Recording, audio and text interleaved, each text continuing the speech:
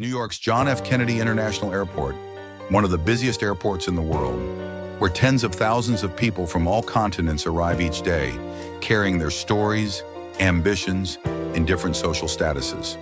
From successful entrepreneurs in tailored Armani suits, Hollywood celebrities in sunglasses swiftly passing through VIP lounges, to ordinary travelers struggling with their luggage in the vast hallways. This airport is more than just a transit hub. It is a microcosm of the world itself. The business class check-in counters shimmer under luxurious chandeliers, where receptionists bow respectfully to high-profile guests. While just a few feet away, economy class passengers stand in long lines at security checkpoints, occasionally glancing toward the first-class area with curiosity or longing. Duty-free shops bustle with activity, their shelves lined with gleaming bottles of premium whiskey, while Chanel, Dior, and Tom Ford perfumes emit an intoxicating scent from their elegantly arranged displays. In a distant corner, a Starbucks cafe is packed with tourists, baristas calling out orders amid the lively hum of conversation. Yet in the first-class lounge, the world is entirely different. No crowds, no noise. Everything is serene, opulent, and perfectly orchestrated. Plush leather seats, champagne glasses filled to the brim, and servers moving with quiet precision, offering fine dining meals to distinguished guests. Large digital screens continuously update financial news from CNBC, stock prices fluctuating by the second, while a few VIP travelers sit reading the Wall Street Journal or casually checking emails on their laptops. At the first-class boarding gate, the most elite passengers begin to make their way into the exclusive cabin. They do not wait in line. They do not undergo strict security checks. Everything flows smoothly, as if this were an entirely different world, a place where wealth can buy comfort, privilege, and most importantly, respect. But is that respect truly fair? Because at this very moment, another man is stepping onto the same flight. A man who does not need to prove his status, nor flaunt his wealth. A man who has made history without ever demanding that anyone remember his name. And in just a few minutes, the illusion of harmony in first class will be shattered by a lesson in respect that no one on this flight will ever forget. Tiger Woods has just boarded the plane. The first-class cabin is enveloped in absolute luxury. Warm golden lighting, premium leather seats, and champagne glasses delicately placed in the hands of powerful guests. From the rear of the cabin, Emma, the chief flight attendant, approaches with a practiced smile, one meticulously trained to exude grace and prestige, reserved only for this group of VIP travelers. She is in her early 30s, with a demeanor that is sharp, professional, and polished. Having served for over 12 years, Emma knows exactly who deserves special treatment and who does not. Every passenger in the cabin receives a warm towel, freshly squeezed orange juice, a selection of newspapers, magazines, and an exclusive fine dining menu. Except for Tiger Woods. Emma does not stop at his seat. She does not greet him, does not engage in conversation, and does not even glance in his direction.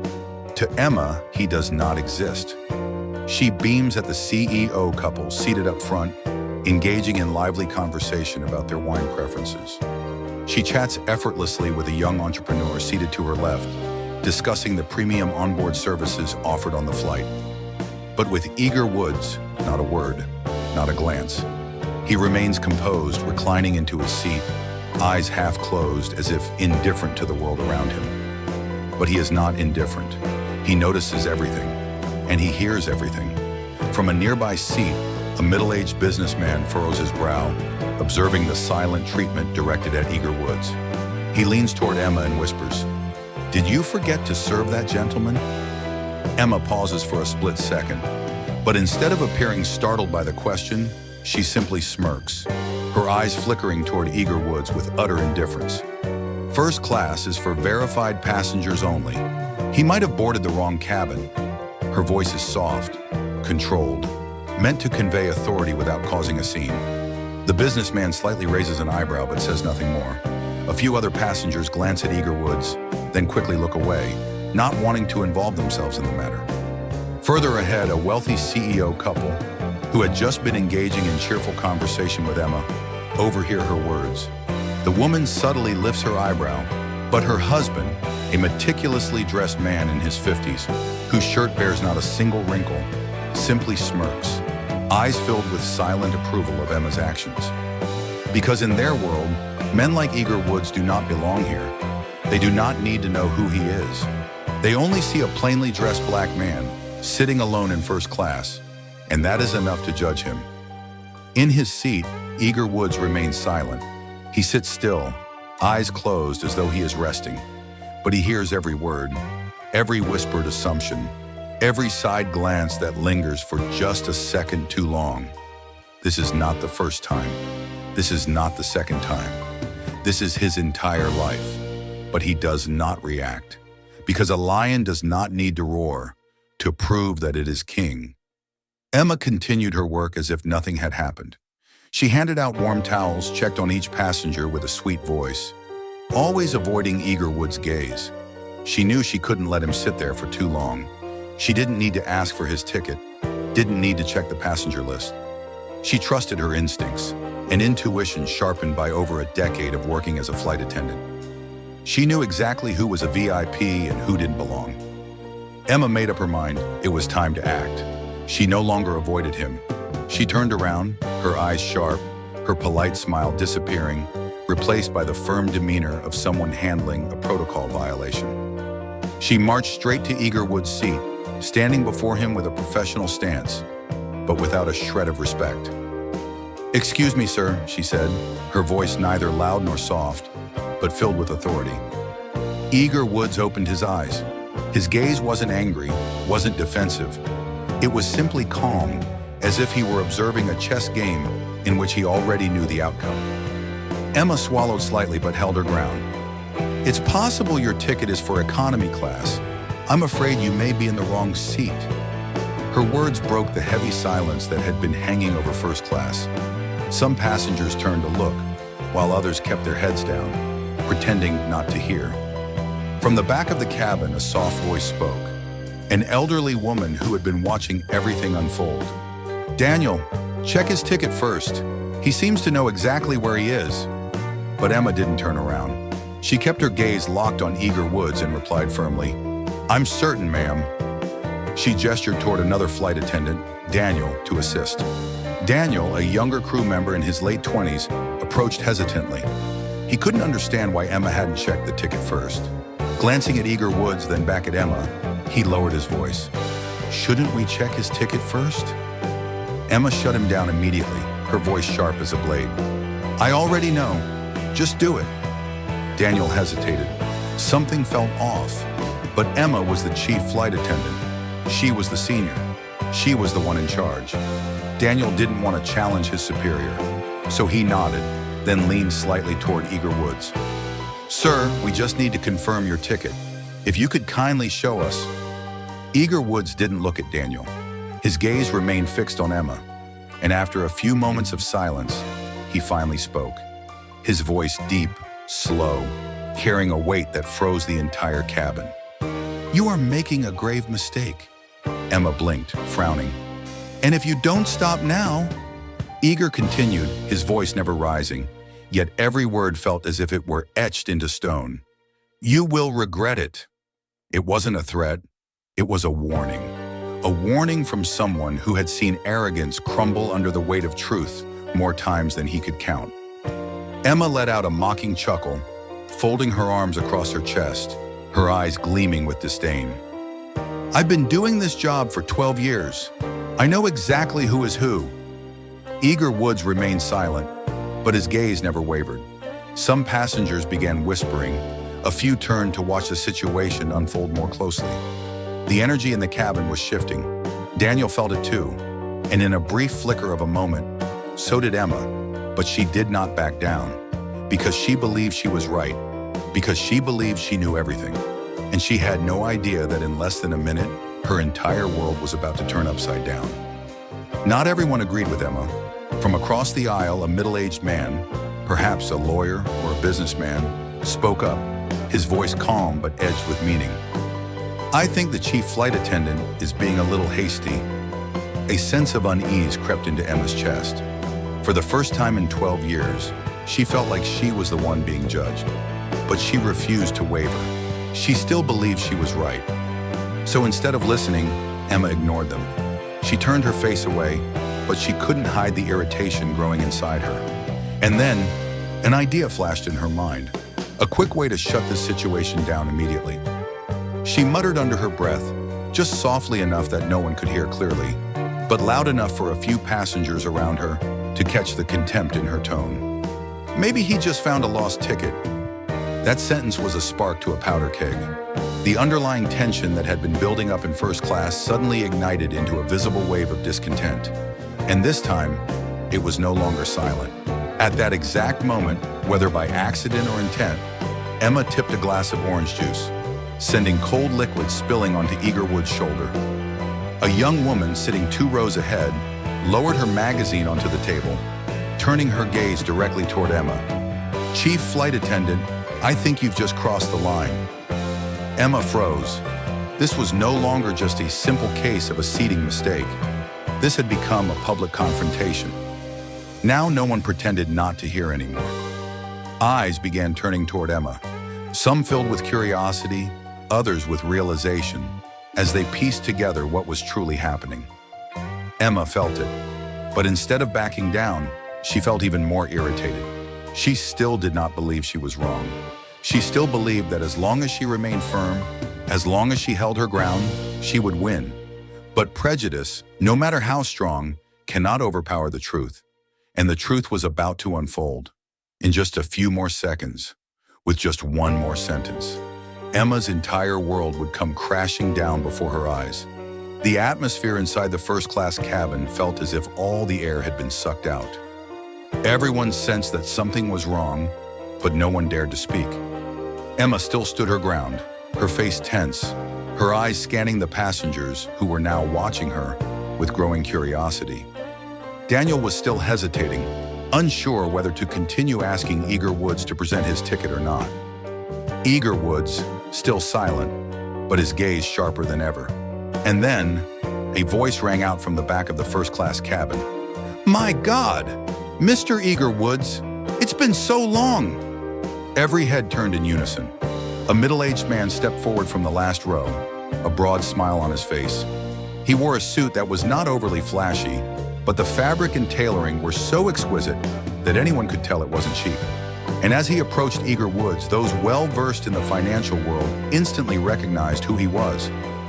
Wang Jianhao, a billionaire, the owner of this very airline. Emma froze. The entire flight crew was stunned into silence. Wang Jianhao was not just a VIP guest. He was a man who could decide the fate of the entire airline.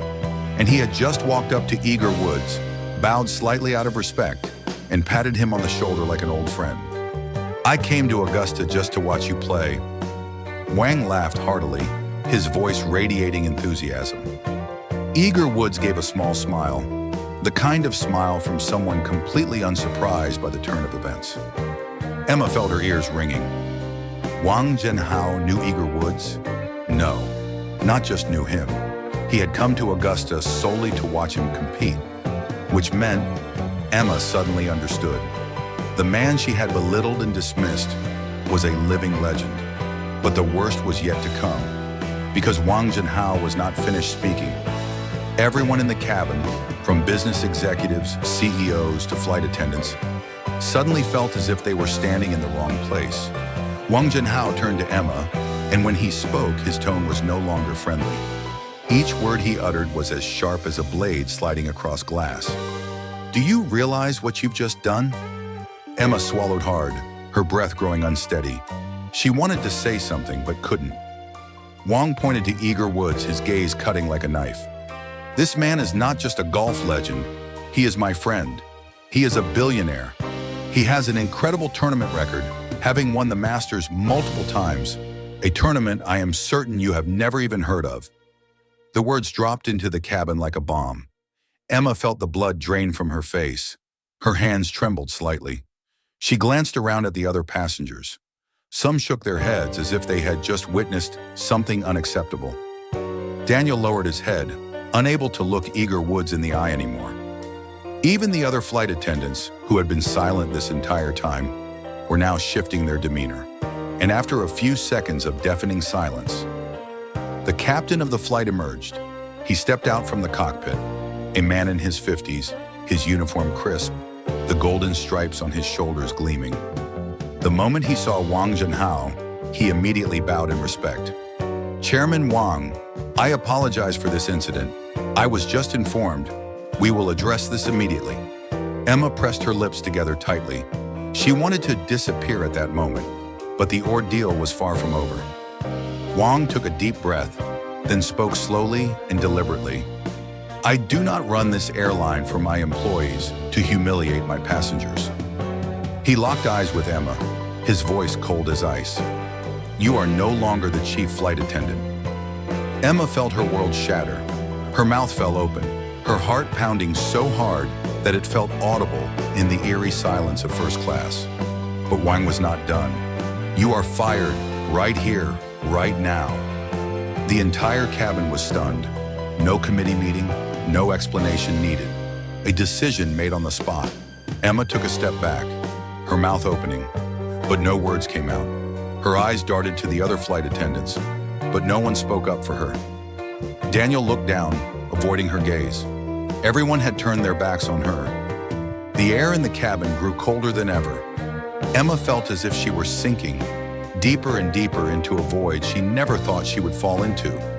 And among the distant stares, the fear, and the humiliation that consumed her, only one person remained unchanged.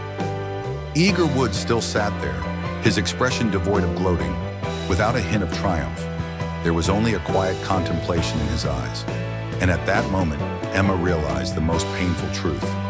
He didn't need to do anything. He didn't need to defend himself. All it took was time. All it took was the truth. All it took was for arrogance to dig its own grave. And it just had, right before her eyes. Daniel, the younger colleague Emma had always considered beneath her, now stood before Eager Woods, bowing his head. I'm sorry, Mr. Woods. Daniel's voice was quiet but sincere. I should have stopped this sooner. Eager Woods remained calm, neither angry nor smug. He simply looked at Daniel, then gave a small, gentle nod. No words of rebuke were needed, just a look of understanding, enough for Daniel to know that he had just learned one of the greatest lessons of his life. But Emma, she couldn't believe what had just happened. She took a step back, her legs trembling. She wanted to justify herself, to protest, but there was no one left to listen. Every ounce of power she once held, her prestigious uniform, her polished name badge, her sharp, authoritative voice, all of it was gone. And when nothing remained in her hands, she finally understood. Power does not come from a uniform. It comes from how you treat others. And she had failed completely. Eager Woods still sat in his seat. He did not smile. He did not look triumphant. His eyes remained steady and composed, as if this was not the first time he had witnessed such a scene unfold. He looked at Emma for a long moment before slowly turning his gaze toward the passengers around him. When he spoke, it was not the voice of a billionaire. It was not the voice of a world-famous golfer. It was the voice of a man who had been misjudged far too many times, a man who had chosen not to respond with anger, but with dignity. I do not need to be served. His voice was low but carried weight. Everyone listened closely. I only ask not to be disrespected. Another silence, but this time it was no longer heavy with tension. It was a silence of realization. Eager Woods looked around the cabin, his eyes moving from polished CEOs, young entrepreneurs, to the flight attendants who had held their breath this entire time. And then he spoke the final words. Words that would forever change how everyone in that cabin viewed the world. You cannot measure a person's worth by the clothes they wear, the color of their skin, or the seat they occupy. Because kindness, if it is real, does not require a membership card. His words echoed through the air. And then, applause erupted. At first, just one person, then two, then five, then the entire cabin.